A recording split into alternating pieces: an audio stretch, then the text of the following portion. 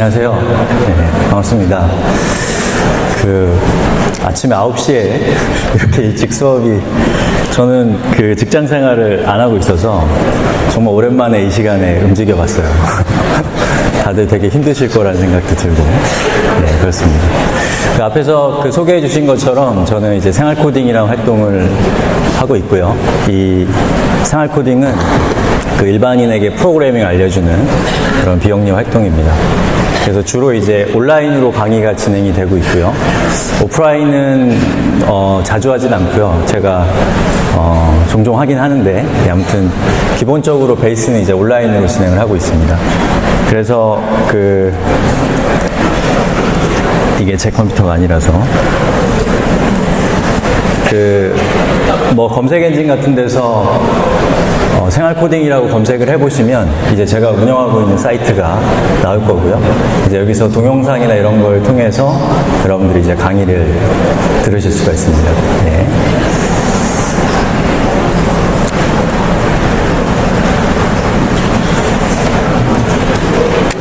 제가 준비한 내용은 제가 처음 프로그래밍을 하시는 일반인, 소위 컴퓨터공학을 전공하지 않으신 분들이 대부분인데, 네, 그분들에게 이제 일종의 오리엔테이션으로 하는 그런 이야기를 좀 가져와 봤어요. 네. 그리고 저희 개인사긴 하지만, 저도 여러분들처럼 컴퓨터공학을 전공하지는 않았습니다. 저는 이제 국문학을 전공했거든요. 예, 물론 제가 졸업은 하진 않았지만, 아무튼 여러분들처럼 비전공자로 시작을 했고, 사실은 컴퓨터공학을 전공했다고 하더라도, 예, 누구도 태어나면서부터 전공하고 태어난 건 아니기 때문에, 사실은 다 공부하면 되는 거죠. 별거 아닙니다, 다. 자, 그럼 제가 준비한 얘기를 한번 해보도록 하겠습니다.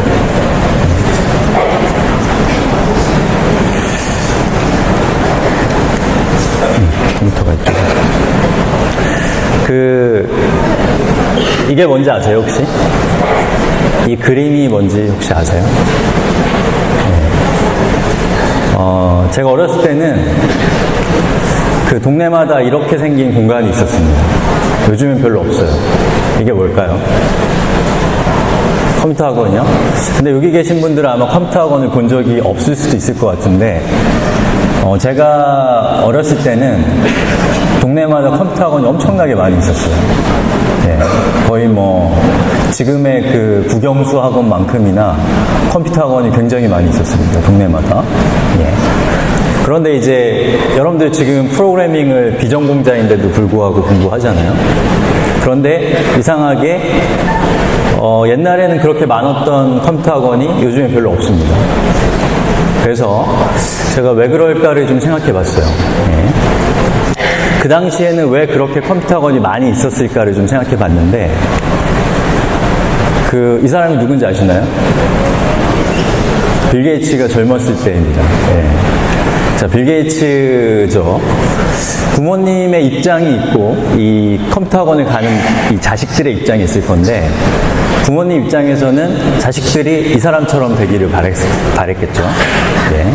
최초로 컴퓨터로 아주 큰 돈을 번 사람이 나왔기 때문에, 이 부모님들은 뭔가 프로그래밍 같은 걸 배우면 이 사람처럼 우리 아이가 될 수 있을 거라는 생각을 했을 겁니다.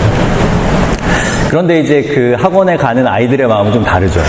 이건 이제 부모님의 야망이고, 이제 아이들은 이게 하고 싶어서 아마 갔을 겁니다. 혹시 이런 게임 본 적 있으신가요?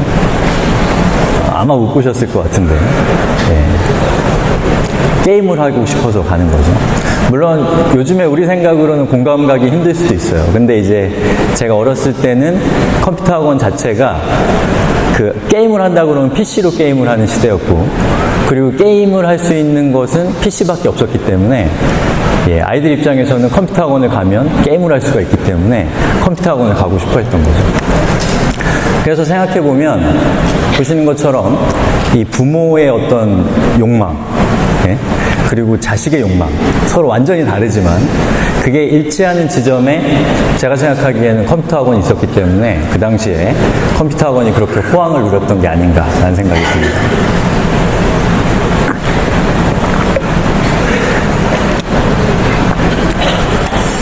자, 그래서 이제 제가 어렸을 때는 그 동네마다 컴퓨터 학원도 있고, 그리고 애들이 다 컴퓨터 학원에 다녔어요. 여러분들은 믿어지지 않을 수도 있지만. 그래서 이런 꼬마들, 이런 애들도 이 프로그래밍 언어 하나씩은 다룰 줄 아는 시대가 있었습니다. 놀랍게도. 그래서 뭐 이런 애들 아무나 붙잡고서 너 요즘에 뭐 배우니? 그러면 저는 GW 베이직을 배워요. 막 이런 얘기를 한단 말이에요. 요즘에는 흔치 않죠. 그래서 요즘에 이렇게 그 프로그래밍이나 이런 것들이 이렇게 중요하다고 하는데 정작 또 과거랑 다르게 그 프로그래밍 같은 것들을 배울 수 있는 곳은 학교 아니면 직업훈련 뭐 이 정도밖에 없다는 거는 조금 이상하게 느껴지는 지점이기도 합니다. 아무튼 자, 그래서 이제 그 당시에 제가 어렸을 때 이제 컴퓨터 학원 같은 데 다니면 이렇게 생긴 프로그래밍 언어를 배워요. 여러분들은 지금 프로그래밍 언어를 뭘 배우셨나요? 지금 과정을 좀 이수하신 거예요?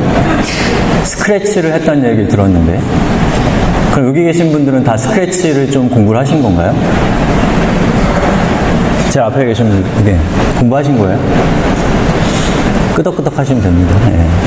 그러면 한 학기 동안 스크래치를 다 하신 건가요? 네. 반 학기요? 아, 반 학기. 알겠습니다. 자, 그래서 이제 이렇게 생긴 언어가 이제 GW 베이직이라는 건데, 제가 어렸을 때 컴퓨터 학원에 다니면 다 이걸 배웠어요. 이것도 좋은 언어긴 한데, 그렇게 생산성이 좋지는 않은 언어이기 때문에, 뭐랄까요. 코드를 굉장히 많이 짜도, 이걸로 만들 수 있는 게 그렇게 대단한 걸 만들 수는 없었어요. 네. 근데 요즘에는 그렇지 않다는 얘기를 제가 뒤에서 할 겁니다. 그렇다 보니까, 이 당시에, 지금으로부터 한 20년 전에, 이 프로그램을 만들 때 어떤 코드를 만들어서 무언가를 만들어낼 때 그 결과가 그렇게 크지가 않기 때문에, 뭐 좀 웃기게 생겼지만, 이렇게 생긴, 뭐 저건 아니겠죠. 뭔가 크고 복잡한 소프트웨어를 만든다고 하면, 많은 사람들이 필요했던 거죠. 많은 개발자가 필요했던 겁니다.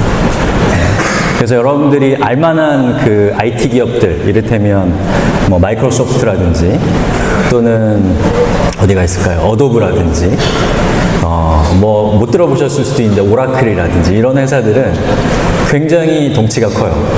예, 아주 거대한 회사들입니다. 직원 수도 많고요.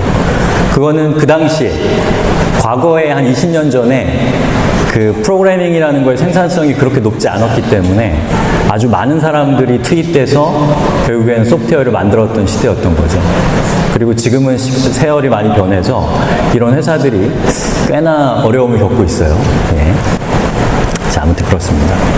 자, 그러다가 이제 지금까지 PC 중심으로 컴퓨터 산업이 이렇게 완만하게 성장을 하다가 어느 시점에서 굉장히 충격적인 이 컴퓨터 프로그래밍이나 이런 분야에서는 굉장히 큰 변화가 있었는데, 여러분도 잘 아시는 그 모바일이 등장을 했죠. 뭐 꽤 오래된 일입니다. 이것도 벌써. 예. 자, 그런데 모바일이 등장하면서 뭐랄까요, 그 산업이 굉장히 가파르게 성장을 해요. 완만하게 성장을 하다가.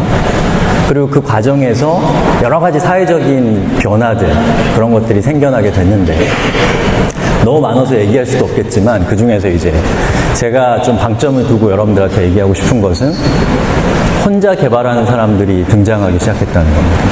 뭐 저는 자영업 개발자라고도 하고 프리랜서라고도 하는데, 이분들을 보면은 혼자서 프로그래밍을 하시는 분들 얘기예요. 자기가 프로그램을 혼자서 만들기도 하고, 또 영업도 자기가 띱니다. 그리고 홍보도 자기가 다니고, 뭐 미팅도 혼자 하고, 그리고 제가 아는 분들 중에는 디자인을 자기가 하는 경우도 꽤 있어요. 개발을 혼자 하고, 디자인도 자기가 하고, 그리고 심지어는 자기가 어떤 그 제품을 만들고 있지만, 동시에 다른 회사의 직장에 나가서 거기서는 또 개발자로 일을 하고 있는 경우도 있다는 거죠. 네. 다른 회사 소속이면서 자기가 짬을 내서 프로그램을 만들어서 뭔가 좀 잘 되는 케이스도 굉장히 많고요. 그래서 생각해보면 지금 제가 얘기한 이런 혼자서 움직이는 사람들, 이 사람들이 이 과거에 아까 제가 말씀드렸던 20년 전의 관점으로 보자면 그때는 이런 사람들을 천재라고 했어요. 거의 이런 사람은 있지 않았습니다. 근데 오늘날은 이런 사람들을 일을 잘하는 사람 정도로 얘기해요. 예. 그리고 앞으로 한 10년, 20년 뒤에는 이렇게 일을 하는 게 굉장히 자연스러운 일이 될 수도 있습니다. 평범한 개발자라는 평을 들을 수도 있어요. 이렇게 하는 것이. 그러면 이제 이상한 생각이 좀 드는 거죠. 그동안 20년 동안 어떤 변화가 있었길래 사람들이 이렇게 혼자서 많은 일을 할 수 있게 되었는가 라고 하는 질문으로 이제 우리가 돌아가 볼 필요가 있겠죠.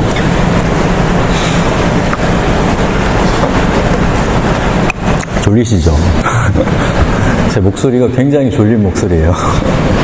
누구도 10분 안에 재울 수 있는 목소리라서 여러분들 많이 힘드시겠는데 어쩔 수가 없죠. 시간인지라. 자, 그래서 이제 그 20년이라는 시간을 우리가 한번 생각해 보자는 거예요. 그럼 20년 동안 어떤 변화가 있었길래 사람들이 이렇게 달라졌을까? 일하는 방식이 어떻게 이렇게 달라졌을까? 제가 얘기하고 싶은 것의 핵심은 너무 당연한 얘기죠. 생산성이 비약적으로 향상됐다는 겁니다. 자, 이 생산성이 무엇인지 잘 아시죠? 어떤 노동을 투입했을 때 만들어낼 수 있는 어떤 결과물의 양, 그걸 이제 우리가 생산성이라고 하죠. 자, 근데 지난 20년 동안 이 컴퓨터 프로그래밍, IT라고 하는 분야는 다른 어떤 분야와도 비교할 수 없을 정도로 생산성이 드라마틱하게 증가합니다. 그것은 여러 가지 이유가 있겠지만, 제가 생각하기에 가장 근본적인 이유는 이 프로그래밍이라고 하는 것 자체가 어떤 물질적인 거를 기반으로 하고 있지 않기 때문이 아닐까 싶어요. 여러분들 아시는 여러 가지 산업들, 기계, 이런 것들은 자원도 필요하고 그걸 가공하는데 많은 노력이 들고 또 그게 만약에 잘못됐을 때 굉장히 심각한 일들을 초래할 수가 있기 때문에 여러 가지 그것들을 견제하는 장치들이 겹겹이 쌓여 있습니다. 그렇다 보니까 그런 물질을 기반으로 하는 분야들은 그것이 발전하는데 언제나 한계가 있어요. 하지만 이제 프로그래밍이라고 하는 것은 물론 컴퓨터가 필요하긴 하지만 일단 컴퓨터를 만든 다음부터는 프로그래밍은 온전히 정신적인 활동입니다. 그렇기 때문에 정신적인 거는 제한이 없잖아요. 복잡도와 싸우긴 해야 되지만 그런 제한이 없기 때문에 다른 어떤 분야와도 비교할 수 없는 생산성의 향상이 있었다라는 겁니다. 지난 20년 동안. 그래서 이제 그냥 제가 퉁쳐서 여러분들한테 생산성이 좋아졌다라고 얘기하면 너무 막연하잖아요. 그래서 제가 이 생산성이 좋아진 그 이유들은 굉장히 많을 건데 제가 그것들을 조금 쪼개서 한번 나열을 해봤어요. 그리고 제가 여러분들한테 제시해드리는 몇 가지 키워드들이 여러분들이 이제 프로그래밍을 기왕에 공부하게 됐으니까 공부하는 입장에서는 좀 주목해서 봐야 될 키워드일 겁니다. 자, 첫 번째로 이제 얘기하고 싶은 거는 API라는 겁니다. API. 말이 좀 어렵죠. 풀었어도 어려워요. 애플리케이션 프로그래밍 인터페이스라고 하죠. API. 그래서 이제 API라는 거 굉장히 중요한 거라서 제가 이제 프로그래밍 강의를 하게 되면 저는 이 API라는 것의 의미가 무엇인가라는 것을 이 프로그래밍을 공부하시는 분들이 이해할 수 있도록 하는데 가장 많은 에너지를 쏟는 것 같아요. 그래서 지금은 그냥 여러분들한테는 API라는 뭔가 이상한 말이겠지만 이 말의 의미를 이해하는 것이 굉장히 중요합니다. 나중에 공부하실 때 좀 거기에 주안점을 주셨으면 좋겠는데 자, 요거 뭐죠? 지도 서비스죠? 이거 구글 어스고 요거는 다음 지도 서비스입니다. 자, 이런 지도 서비스가 불과 한 20년 전이면 이거는 뭐랄까요? 우리 같은 일반인들이 접근할 수 있는 데이터가 아니었어요. 그죠? 30년, 20년 전에. 이런 거는 군사정보. 심지어 군사정보도 이렇게 퀄리티가 높지 않았을 겁니다. 근데 지난 20년 동안 이런 지도 서비스 같은 것들이 등장하면서 우리가 아무렇지도 않게 이런 서비스들을 사용을 하고 있죠. 자, 그런데 제가 API를 얘기하는 거는 여러분들이 이런 지도 서비스를 여러분이 앞으로 만들게 될, 그쵸? 웹사이트 또는 앱 또는 여러분이 지금 운영하고 있는 블로그일 수도 있습니다. 그런데다가 이런 지도를 삽입할 수가 있거든요. 삽입해 보셨을 수도 있고 안 해보셨을 수도 있는데 굉장히 쉬워요. 이런 구글이나 이런 회사에서 제공하는 코드를 카피해서 붙여넣기를 하면 구글 지도 서비스가 또는 다음 지도 같은 서비스가 여러분의 홈페이지나 그 앱 같은 데 탁 달라붙어요. 다른 어떤 노력도 필요하지 않습니다. 바로 그러한 역할을 하는 것이 API라는 거예요. 즉, 지금 보고 계신 이런 지도 서비스는 20년 전에는 군사 정보였고 일반인들은 접근조차 할 수 없는 데이터였는데 우리는 API라는 거, 아직 여러분들 배우지 않았지만 API라는 걸 이용해서 저런 서비스들을 여러분이 만들고자 하는 거에 붙이면 1분 만에 여러분의 그 애플리케이션이나 여러분의 웹사이트가 지도 기능을 제공할 수 있게 됩니다. 우리 이제 세상스러운 느낌도 들지 않죠? 공기처럼.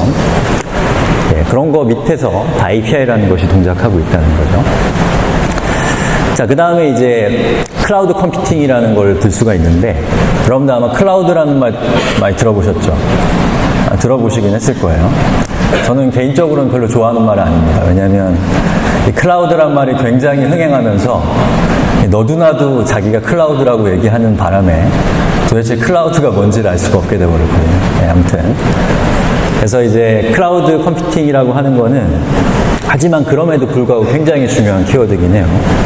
그래서 이 최근에 이 IT와 관련해서 굉장히 중요한 사건 두 가지를 꼽아보라면 제가 생각하기에는 첫 번째는 모바일, 그렇죠? 스마트폰. 이건 소비자들의 세계에서 일어난 굉장히 중요한 혁신이고 또 하나는 제 생각에는 클라우드라는 것이 있을 겁니다. 그런데 이 클라우드라는 게 지금 제가 얘기한 건 드랍박스 이런 걸 얘기하는 건 아니고 기업들이 사용하는 클라우드 얘기하는 거예요. 이 클라우드라고 하는 것이 이 기업들이 사용하는 어떤 시스템에서의 변화이기 때문에 그 일반적인 소비자들에게는 잘 다가오지 않을 수 있는데 실제로 이 산업을 움직이는 건 기업들이기 때문에 그 기업들이 어떤 변화는 실제로 일반 소비자들한테 사실은 굉장히 큰 영향을 미치는 거긴 합니다. 자, 그래서 이제 클라우드 컴퓨팅이라는 걸 소개를 좀 하고 싶은데 이게 좀 쉽진 않지만 한번 해볼게요. 자, 여러분들이 이제 프로그래밍을 배우면 그냥 배우기 위해서 배우는 건 아니잖아요. 그렇죠? 뭔가 써먹기 위해서 배우는 걸 겁니다. 그러면 이제 한번 생각해 보세요. 상상을 하시라는 거예요. 상상력이 필요해요. 자기가 이제 웹사이트를 운영한다고 한번 생각해 보세요. 웹 서비스를 하나 만들어서 이제 그거를 이제 운영을 한다라고 한번 생각해 보세요. 자, 근데 이 웹사이트를 여러분들이 딱 오픈을 했는데 오픈하고서 한 일주일 만에 100만 명이 딱 들어온 거예요. 뭐 TV에 나왔을 수도 있고 뭐 여러 가지 이유가 있겠죠. 그러면 어떤가요? 어떤 기분이 들겠어요? 사이트를 오픈하자마자 100만 명이 딱 들어왔어요. 대박 아니에요, 대박. 우와, 대박 이러겠죠. 그런데 이제 그거는 대박이라고 볼 수가 없어요. 과거의 관점으로는. 그거는 쪽박일 가능성이 큽니다. 왜냐하면 준비되지 않은 기회인 거예요. 사실은 여기 제 앞에 컴퓨터가 한 대 있지만 이 컴퓨터 한 대로 처리할 수 있는 어떤 일의 양에는 한계가 있어요. 이 한 대의 컴퓨터는.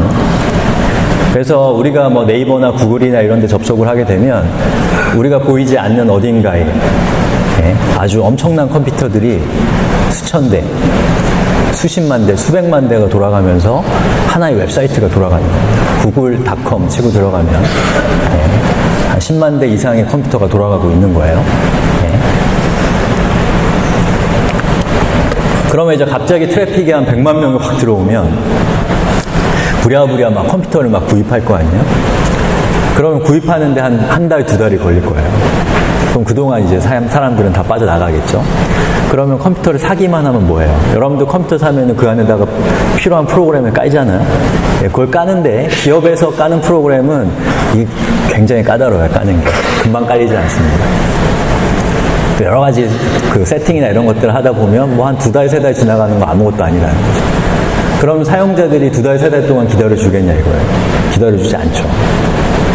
그걸 어떻게 해서 버텼어요. 아주 빨리 하고 그래서 그 100만 명을 수용할 수 있는 시스템을 다 갖췄는데 그 100만 명이 유지되겠냐 이거예요. 100만 명이 접속을 계속할 리는 없고 잠깐 접속했다가 트래픽이 다시 이렇게 떨어지기 시작한다는 거죠. 그럼 어떤 일이 생기나요? 이미 사놓은 컴퓨터고 어떻게 할 거예요? 예, 그거 되팔 수도 없어요. 누가 사겠어요? 이런 맥북 같은 거는 팔기가 좋은데, 예, 그런 기업들이 쓰는 컴퓨터는 누가 사가지도 않습니다. 그러면 이제 두 번째 시련이 오는 거죠. 예, 유지비가 계속 드는 거예요. 그런데 이제 제가 이 클라우드라는 그런 컴퓨팅을 사용을 하게 되면, 네, 여러분들 이거는 좀 지금으로서는 추상적일 수밖에 없는 얘기긴 합니다. 그냥 상상력을 발휘해서 생각하시면 돼요. 이런 클라우드 컴퓨팅을 제공하는 회사의 홈페이지에 접속해요.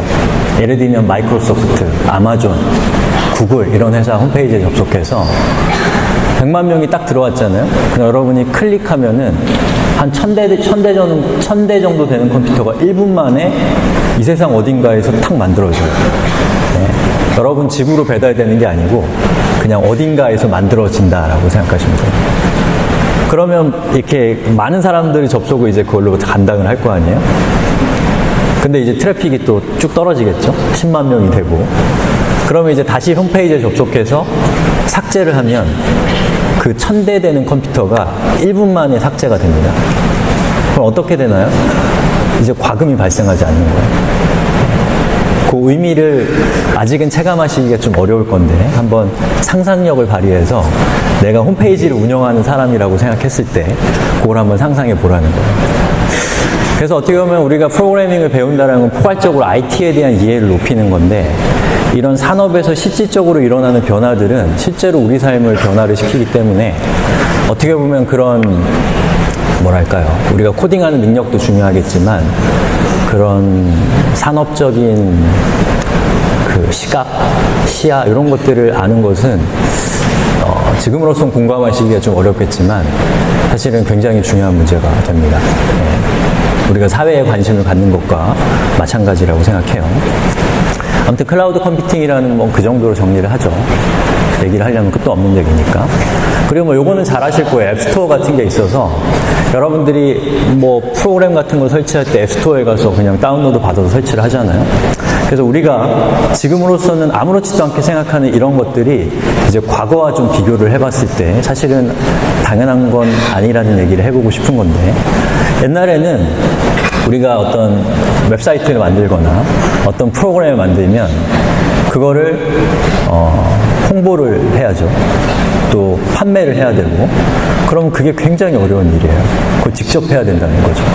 근데 뭐 구글이나 애플 같은 회사에서 뭐 앱스토어라는 거를 운영을 하고 있기 때문에 여러분들은 판매나 이런 것들은 앱스토어에 위임을 하고 이제 여러분이 개발자라고 한다면 딱 개발에만 전념할 수 있는 그런 환경이 되어 있다는 거죠.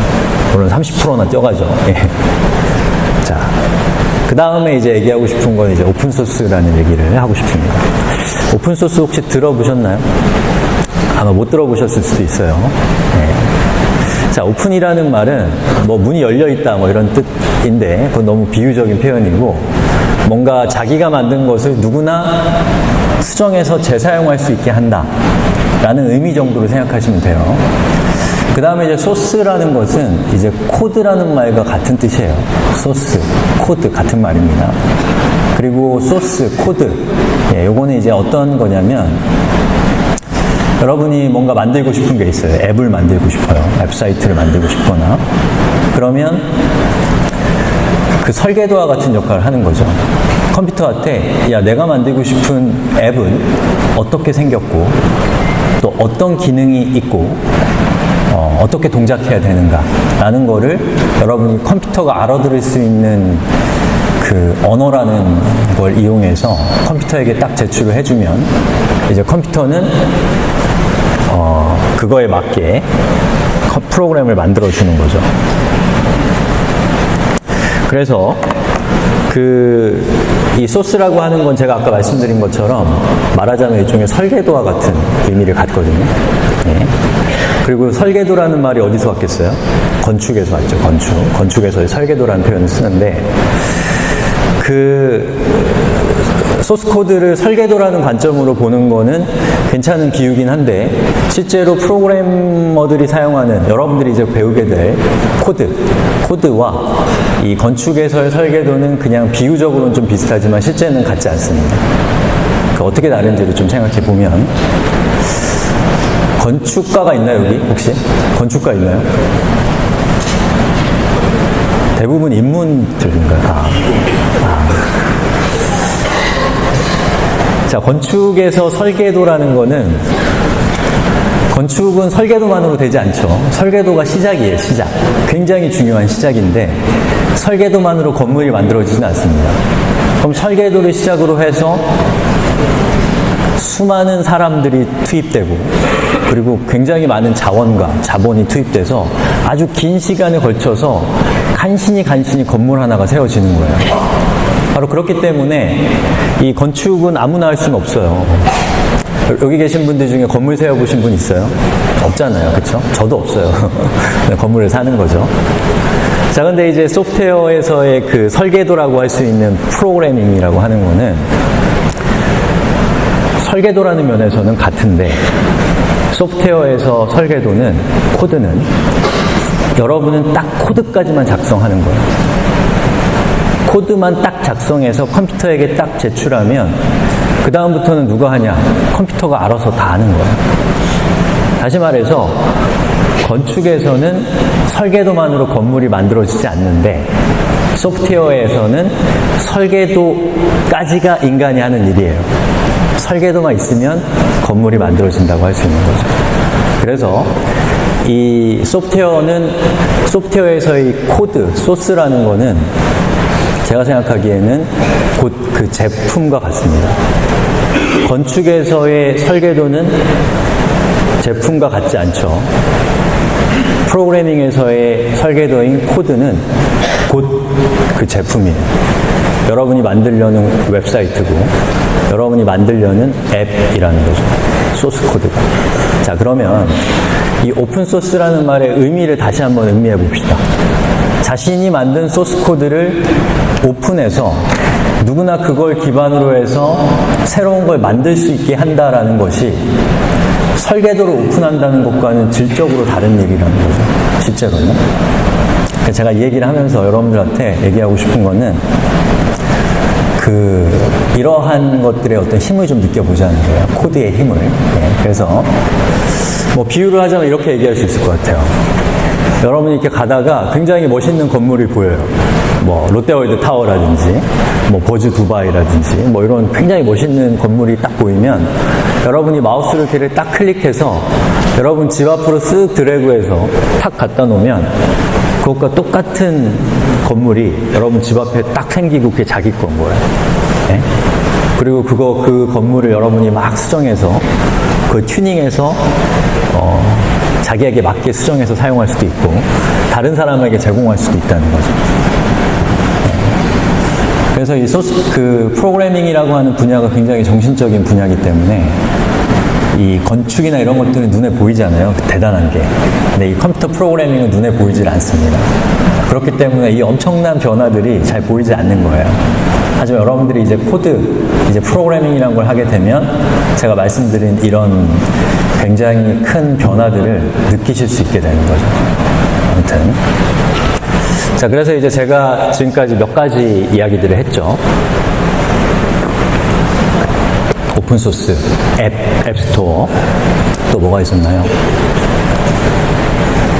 뭐 있었죠? 클라우드 컴퓨팅. 이런 것들을 말씀드렸는데, 제가 지금 이런 얘기를 한 이유가 뭐였어요? 생산성이 드라마틱하게 향상된 몇몇 중요한 사건들을 제가 정리해 본 거거든요. 이게 다가 다 아니죠, 당연히. 자, 그래서 이제 이러한 것들을 통해서 제가 이제 여러분들에게 이야기하고 싶은 것은 지금 굉장히 코딩하기 좋은 때라는 거예요. 여러분들 이제 그 프로그래밍을 배우실 거 아니에요. 그쵸? 네. 그래서 저는 이제 프로그래밍을 한 15년 정도 됐네요. 제가 프로그래밍을 한 지. 네. 그리고 이제 30년 전에 프로그래밍을 하신 분들도 있겠죠. 근데 이제 생각해보면은 저는 좀 억울해요. 왜 이렇게 일찍 시작해서 그렇게 고생을 했을까 이런 생각이 들거든요. 네. 지금 시작하면 너무 좋아요. 너무 좋은 거예요. 프로그래밍 하기가. 그래서 이제 제가 얘기하고 싶은 거는 프로그래밍 하기 굉장히 좋은 때에 여러분들이 프로그래밍을 시작한다는 얘기를 하고 싶은 겁니다. 자, 제 PT가 중간 정도 왔어요. 네. 근데 혹시 뭐 궁금하신 거 있을까요? 네. 제가 여러 강의를 다녀봤을 때 사람의 숫자와 질문의 양은 반비례 관계 있어요.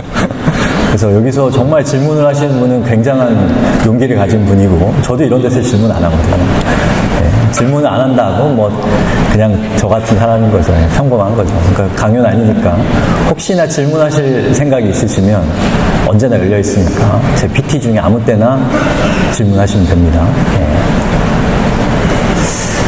자, 그래서 이제 좀 분위기를 좀 바꿔서 뭐 좀 다른 얘기를 좀 해보겠습니다.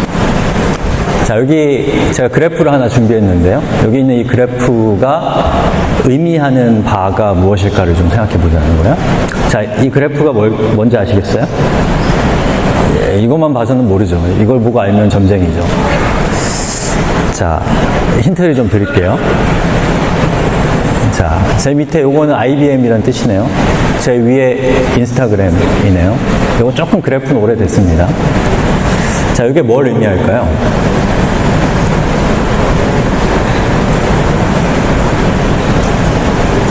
네. 자, 이거는 직원 수를 의미합니다. 직원 수. 자, IBM이라는 회사 들어는 보셨죠?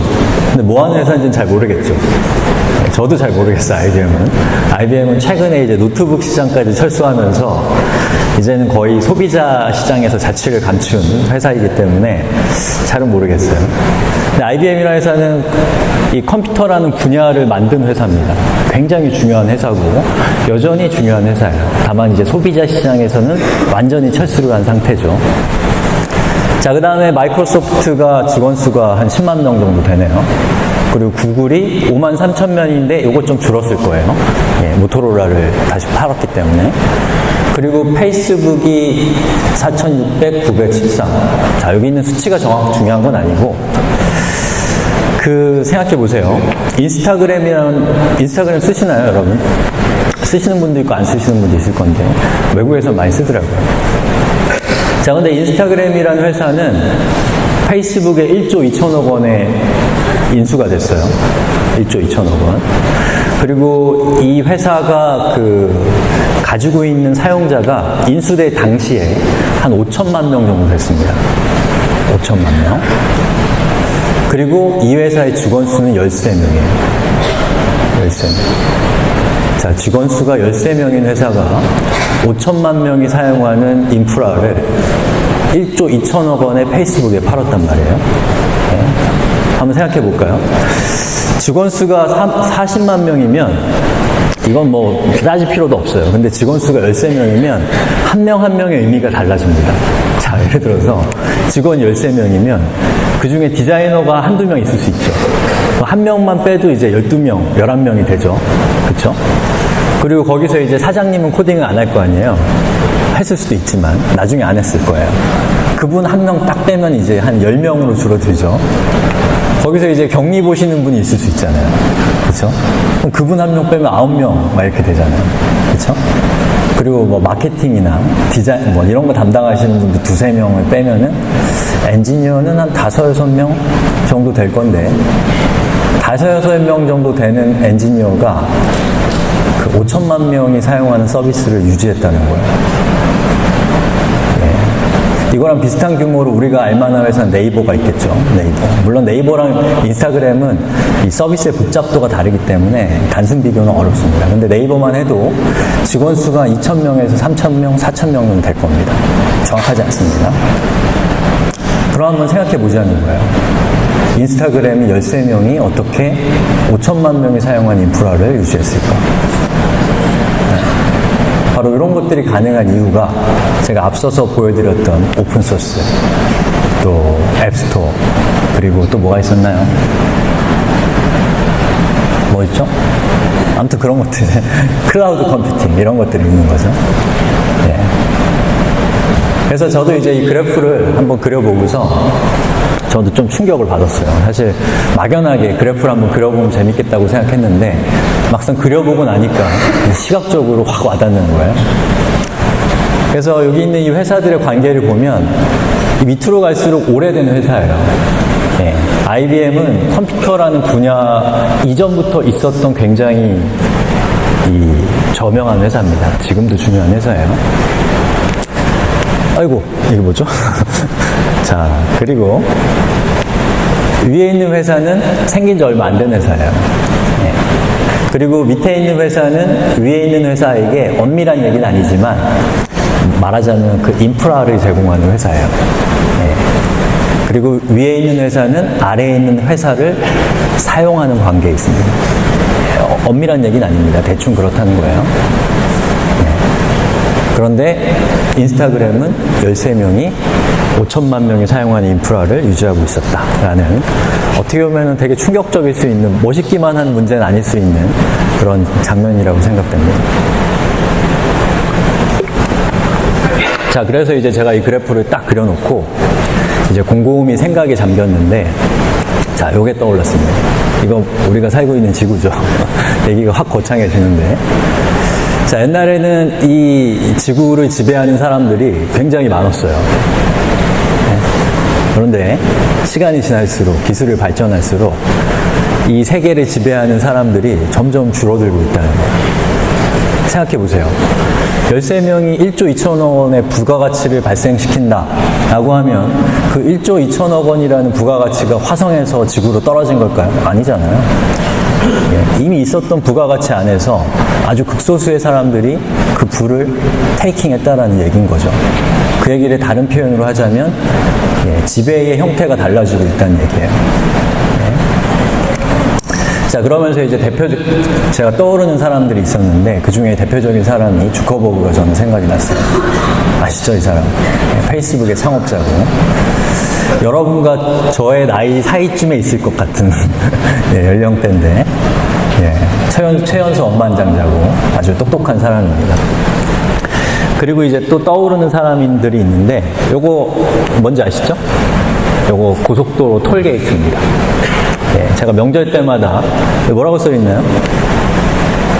하이패스 확대개통이라고 써있네요. 명절 때마다 저 톨게이트를 지나가는데 그때마다 하이패스가 한 칸씩 늘어나요. 근데 하이패스가 한 칸 늘어난다는 건 무슨 의미인가요? 저기서 일하시던 분들이 한 명 한 명 사라진다는 거죠. 그리고 그분들은 어떻게 살고 있을까? 그런 생각 안 해보셨나요? 자, 주커버그와 저 톨게이트에서 일을 하시던 분들, 물론 주커버그 굉장히 똑똑한 사람이죠. 똑똑한 사람이지만 여기 톨게이트에서 일하시던 분들도 자기 영역에서는 유능한 사람들이었을 겁니다. 그렇죠? 그런데 이런 어떤 소외들이 발생하고 있는 거예요. 그리고 이러한 형태의 소외, 세상으로부터 소외되는 이런 현상이 과연 톨게이트 앞에서만 일어나는 일이냐 이거죠. 제가 생각하기에는 이러한 형태의 소외는 톨게이트뿐만 아니라 이 세상 어디서든지 지금 이 순간에도 벌어지고 있다라는 겁니다. 그래서 우리가 생각하기에는 이 자본가, 돈이 있는 사람이 돈을 더 많이 벌기 위해서 노동자를 소외한다는 생각이 들겠지만, 그거는 당연히 그렇고, 그것뿐만 아니라 실제로 저만 해도 동료들이랑 일하는 것보다 컴퓨터랑 일하는 게 더 편해요. 왜냐하면 컴퓨터는 저한테 감정적으로 저를 힘들게 하지 않거든요. 컴퓨터는 뭐랄까요, 정치를 하지 않고 그렇기 때문에 실제로 노동자도 노동자를 별로 좋아하지 않는 그런 세상에 우리가 살고 있다는 겁니다. 그리고 이러한 현상들 우리가 잘 생각해 보면, 지금 저는 이제 엔지니어잖아요. 엔지니어인데, 제가 엔지니어라서 그럴 수도 있는데 너무너무 초조해요. 세상의 변화가 너무너무 불안합니다. 생각해 보면 뭐 구글 같은 회사들은 무인 자동차 같은 것들을 개발하고 있죠. 구글뿐만 아니라 전 세계 모든 자동차 브랜드들이 사활을 걸고 그 무인 자동차를 개발하고 있는데, 전 되게 기대하고 있어요. 왜냐하면 제가 아직 면허가 없거든요. 뚜벅이에요, 뚜벅이. 앞으로도 계획이 없어요. 별로 필요가 없어서. 서울에 살면 그렇게 필요하지 않은 것 같아요. 근데 이제 무인 자동차가 나오면 너무 좋을 것 같거든요. 근데 한편으로는 이 무인 자동차가 딱 시장에 등장했을 때 일어날 사회적 현상들이나 이런 것들이 굉장히 저는 불안한 눈빛으로 보고 있습니다. 왜냐하면 이 그 노동이라고 하는 거를 우리가 쫙 리스트업을 했을 때 가장 많은 고용이 창출되고 있는 분야는 운수업이에요. 택시, 버스, 트럭 이런 것들입니다. 근데 이런 무인 자동차 같은 프로그래밍이나 이런 것들을 통해서 구현된 그런 기술들이 등장하면 그 직업이 순식간에 사라질 가능성이 있다는 거예요. 그래서 생각해보면 이 산업혁명 이후에 지금까지 엔지니어링이 주로 했던 일은 어떤 거냐면 인간의 근육을 기계로 대체하는 일을 지금까지 했어요. 그렇죠? 그리고 인간은 좀 더 인간적인 일이라고 할 수 있는 머리를 쓰는 일에 집중을 했단 말이에요. 근데 저는 이렇게 도로 위에 지나가는 자동차들을 보고 있으면 도대체 저 자동차는 그 차를 운전하고 있는 사람이 자동차를 사용하는 걸까? 또는 저 자동차가 운전자를 사용하고 있는 걸까가 좀 애매해요. 무슨 뜻인지 아시겠나요? 그리고 지금까지는 많은 그 노동이나 고용이나 이런 것들이 방금 말씀드렸던 기계를 제어하는 부분에서 역할이 있었다는 건데 바로 그런 부분들이 그런 부분조차도 기술로 교체되고 있는 시기에 우리가 딱 서 있다는 것이죠. 네. 그리고 그 속도가 점점 빨라지고 있다라는 얘기를 하고 싶은 겁니다. 초조하지 않나요? 제가 엔지니어인데 초조해요. 아까 제가 보여드렸던 그 인스타그램 13명이라고 말씀드렸죠. 우리가 보기에 따라서는 와우 할 수 있어요. 그 13명 중에 한 명이라면. 예? 굉장히 좋은 일이에요. 근데 생각해 보세요. 보통은 한 2,000명 또는 10,000명 정도가 운영하던 인프라를 13명이 운영할 수 있게 됐다. 그럼 그건 무슨 뜻인가요? 10,000명 빼기 13명만큼의 실업이 발생한 거죠. 그러니까 지금 우리가 살고 있는 세상은 엔지니어링이 엔지니어링을 대체하는 시대로 가고 있어요. 그리고 제가 생각하기에 그 속도가 점점 빨라지고 있습니다. 그래서 엔지니어조차도 굉장히 초조한 시대에 우리가 살고 있다라는 얘기를 하고 싶은 겁니다. 근데 엔지니어가 초조하면 엔지니어가 아닌 분들은 얼마나 힘든 상황이겠냐는 생각도 들고 그렇습니다.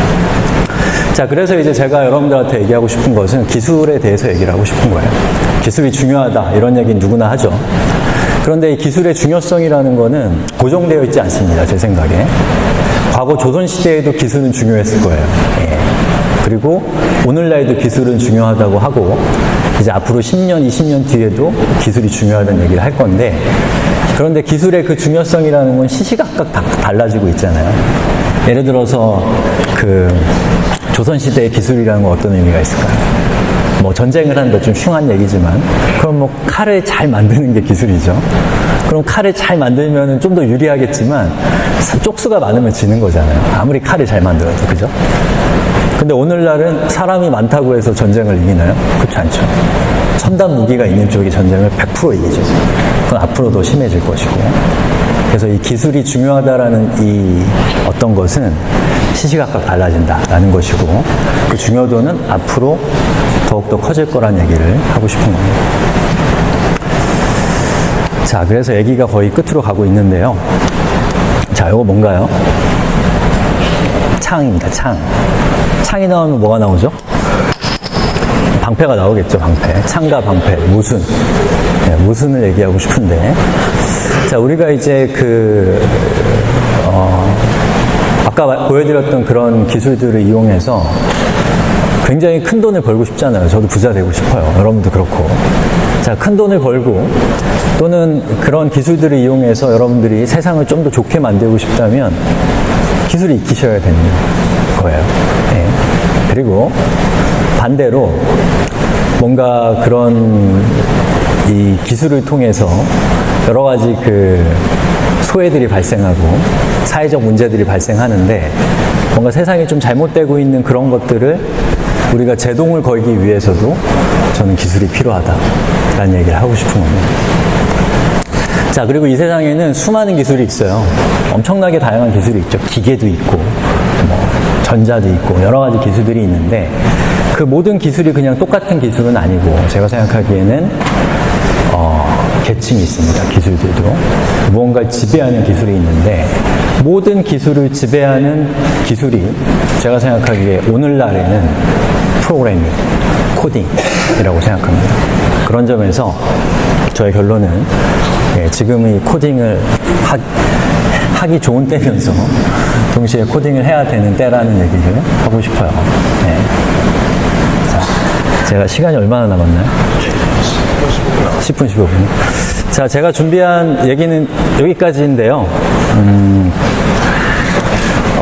아직 저한테는 시간이 10분이 남았습니다. 네. 제가 질문을 받을까요? 예? 질문을 받아드릴게요. 예, 예. 자, 여러분, 눈을 감고 열심히 들으시는 많은 분들의 모습을 봤습니다. 자, 오늘 강의해 주신 생활분의 이고일님은 여러분들이 아까도 말씀드렸지만 아이들 코딩하고 배우는가 하면 여러분이 한 번 꼭 들어가서 아마 보게 될 그러한 사이트를 운영하고 계세요. 그 사이트 소개를 직접 많이 해주신 것 같아요. 네, 여러분이 찾아보시면 아마 금방 아실 수 있을 겁니다. 지금 오늘 강의해 주신 내용 그리고 여러분의 평소 생각했던 그런 코딩에 대한 생각 다 합쳐서 질문 있으신 분도 준비해주세요. 질문을 많이 하는 학생들이 성공할 확률이 높습니다. 질문 아무거나 계시나요? 없으니까 여기에 질문의 예제를 보실 것 같은데 여러분 질문 안 하실 걸 미리 하셔서 질문의 예제를 들고 준 것 같습니다. 한번 들어보도록 하죠. 자, 여기 저도 이런 데서 질문 안 합니다. 저희가 한 번도 해본 적 없어요. 제 성격이 내성적이라서 너무 잘 알아요. 그러니까 그런데 이제 이런 예제들이 있긴 한데 이 중에서 이렇게 손가락으로 이렇게 하시면 제가 답변을 해드릴 수 있을 것 같아요. 이 중에서 진짜로 궁금하신 게 있으면 수화로 저한테 얘기를 5번. 자, 비전공자가 할 수 있을까라는 질문이 왔네요. 자, 아까 말씀드린 것처럼 저도 비전공자예요. 저도 이제 국문학을 전공했고, 그랬습니다. 근데 이 중에는 아마 진짜로 프로그래밍을 하고 싶은 분도 있고, 아마 학교의 커리큘럼으로 프로그램이 있기 때문에 해야 되는 분도 있을 거예요. 상관없어요. 시작이 어떤 건지는 중요하지 않습니다. 끝에가 중요한 거니까. 자, 그런데 이제 제가 말씀드리고 싶은 거는 전공이냐 비전공이냐는 굉장히 상대적인 거라고 생각해요. 자, 예를 들어서 여러분이 컴퓨터공학을 전공했다고 한번 상상해 보세요. 나는 컴퓨터공학과야 라고 상상해 보고 그 상태에서 여러분이 만약에 금융 시스템을 구축하는 프로젝트에 들어갔어요. 쉽게 얘기해서 인터넷 뱅킹을 만드는 그런 시스템을 구축하는 데 들어갔는데 나는 컴퓨터 공학을 전공했어요. 여러분들은. 그런데 여러분은 아직까지 한 번도 적금이 뭔지도 모르고 저금 같은 거 해본 적도 없어요. 보험도 너무 복잡해서 모르겠어. 근데 여러분이 들어가서 금융 시스템을 구축해야 돼요. 자, 그렇다면 여러분은 바로 그 시스템을 구축할 수 있나요? 없겠죠. 왜냐하면 금융이라고 하는 거는 금융공학이란 말이 있을 만큼 그거 자체로 고유하기 어려운 분야예요. 그리고 아마 여기 계신 분들은 각자 자기 전공이 있을 겁니다. 그것들이 다 분야인 거죠. 그렇기 때문에 금융 시스템에 투입이 된 이 컴퓨터를 정말 잘하는, 하지만 적금이 뭔지도 모르는 사람과 한 1년 정도 프로그래밍을 배웠는데 이 사람은 금융맨 출신이에요. 이 사람이 금융 시스템에 딱 투입이 되면 누가 더 잘할까요? 애매해지는 거죠. 답이 있는 게 아니에요. 애매해진다는 거죠. 그리고 그 맥락에서는 컴퓨터공학을 전공한 그 사람이 금융의 맥락에서는 비전공자입니다. 어차피 금융공학을 공부해야 됩니다. 자, 제가 하고 싶은 얘기는 전공자냐 비전공자냐 이런 것들이 중요한 게 아니라 전공이냐 비전공이냐는 그냥 대학이 만들어낸 카테고리에 불과하다고 저는 생각하고요. 실제로 필요하면 하는 겁니다. 필요하면. 그래서 너무 그런 카테고리에 매달리실 필요는 없고, 특히나 이제 제가 얘기하고 싶은 거는 이미 자기의 분야가 있는 건 너무 좋아요. 그래서 제가 포괄적으로 이제 비전공자에게 프로그래밍을 알려준다라는 표현보다는 자기가 이미 전공이 있는 상태에서 그 전공을 더 잘 살리기 위해서, 그 전공을 심화시키기 위해서 프로그래밍이라는 굉장히 강력한 도구를 어깨에 달 수 있다 라고 하는 점에서 이 코딩 교육을 바라보신다면 더 좋을 거라는 생각이 듭니다. 자, 또 다른 질문 있나요? 수화로 받습니다. 아무거나 질문하셔도 되고요. 이거 외에도. 3번. 오타 때문에 너무 힘드신가요? 오타. 그렇죠. 오타 너무 힘들죠. 이제 그런 말이 있어요. 오타는 당대에 발견되지 않는다, 이런 말이 있는 거예요. 저도 이제 오타 때문에 되게 힘들어요. 지금도 힘들어요. 아마 여러분도 힘들 거고. 제가 어떤 일이 있었냐면, 제가 이제 프로그램을 어떤 걸 만드는데, 저는 제가 만들고 싶은 게 있어서 프로그래밍을 시작했어요. 전공이 프로그래밍이라서가 아니라. 근데 하는데 오타가 있었는데 오타를 일주일 동안 못 잡았었어요. 근데 이게 만약에 뭔가를 예제를 따라하는 것만 하다가 그만뒀겠죠. 근데 저는 말씀드린 것처럼 만들고 싶은 게 있었고, 그걸 만들기 위해서는 어떤 문제인지는 모르겠으나 이 문제를 꼭 건너가야 되는 상황이었거든요. 왜냐면 제가 한 3개월 동안 이미 프로그래밍을 개발을 해오고 있는 상태였는데요. 자, 그래서 이제 제가 어떻냐면 일주일 동안 똑같은 화면을 하루에 10시간씩 보고 있었어요. 네, 정말 외롭고 힘들고 지치고 좌절되고 그랬습니다. 네. 그런데 일주일이 지났더니 제가 점을 하나를 잘못 찍은 거예요. 그때 기분이 어떤지 한번 공감해 보세요. 이해하려고 하지 마시고. 정말 죽고 싶어요. 죽을 뻔 했던 것 같아요, 그때. 이 분야를 그만둘 뻔 했는데. 자, 근데 되게 놀라운 일이 벌어졌어요. 어떤 일이 벌어졌을까요? 제가 그 전까지는 계속 책을 보면서 코딩을 했거든요. 근데 일주일 동안 똑같은 화면을 일주일 동안 쳐다보니까 그때서야 일주일 뒤에 그 코드가 제 마음으로 쑥 들어왔어요. 네. 그 다음부터는 굉장히 많은 일들을 책을 보지 않고 제가 할 수 있게 됐다라는 얘기입니다. 자, 그래서 제가 얘기하고 싶은 것은 그 프로그래밍이라는 거는 굉장히 정신적인 활동이기 때문에 마음이 되게 중요해요. 심리가. 예. 어떠한 상황을 어떻게 해석하느냐가 굉장히 중요한 문제라는 얘기입니다. 예. 그래서 여러분들이 이렇게 예제 같은 것들이 따라하다 보면은 진도가 쭉쭉쭉 나가는 것들이 있어요. 예. 그런 것들은 진도를 빼는데 도움을 주는 것이고, 하다가 오타 같은 걸로 진도가 안 나가는 거는 뭐랄까요? 여러분이 공부하는 것을 확정시켜줍니다. 예. 예. 자기께 되게 만들어주는 그런 난관이기 때문에 긍정적으로 해석하는 게 굉장히 중요하다는 얘기를 하고 싶습니다. 이제 끝나면 될까요?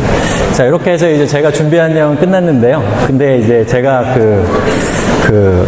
보통 이런 큰 자리에서 강의를 잘 안 해서, 사실 이렇게 큰 자리인지 알았으면 제가 안 왔을 건데 좀 깜짝 놀랐고요.